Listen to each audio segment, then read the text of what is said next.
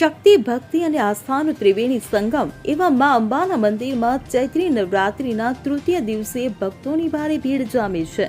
ત્યારે આજરોજ સવારે 2 મંગળા આરતી યોજાઈ હતી, જેમાં પ્રથમ આરતી ગર્ભગૃહમાં અને બીજી આરતી ઘટ સ્થાપના પાસે કરવામાં આવી હતી। ત્યારે ગુજરાત સરકારના વન અને પર્યાવરણ મંત્રી મુકેશ પટેલે અંબાજી મંદિરના દર્શન કર્યા હતા। તેમણે મંદિરના શિખર ઉપર ધ્વજારોહણ પણ કર્યું હતું। આ પ્રસંગે તેમણે જણાવ્યું કે દેશના પ્રધાનમંત્રીએ યાત્રાધામોના વિકાસ માટે કોરિડોર બનાવ્યા છે। નવરાત્રી દરમિયાન બીજથી આઠમ સુધી રોજ સવારે 2 મંગળા આરતી યોજાય છે, જે ગુજરાતના પ્રથમ શક્તિપીઠની વિશેષતા છે। સિદ્ધિવિનાયકની આરતી બાદ માતાજીની આરતી શરૂ થાય છે।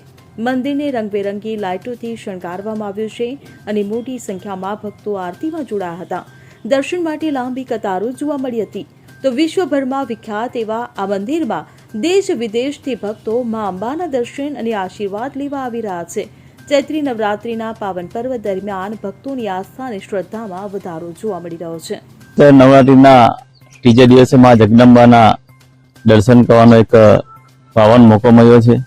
દેશના યશસ્વી વડાપ્રધાન શ્રી નરેન્દ્રભાઈ મોદી સાહેબે દેશના તમામ ધાર્મિક સ્થળોને કોરિડોર બનાવીને આ ધાર્મિક સ્થળ વિકસાવવાનું કામ દેશના વડાપ્રધાન મોદી સાહેબ મા જગદંબા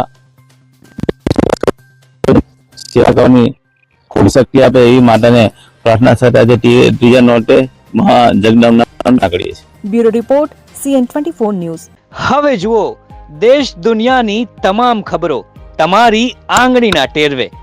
ઉઠાવો મોબાઈલ અને Google Play Store પરથી ડાઉનલોડ કરો અમારી CN24 ન્યૂઝ મોબાઈલ એપ।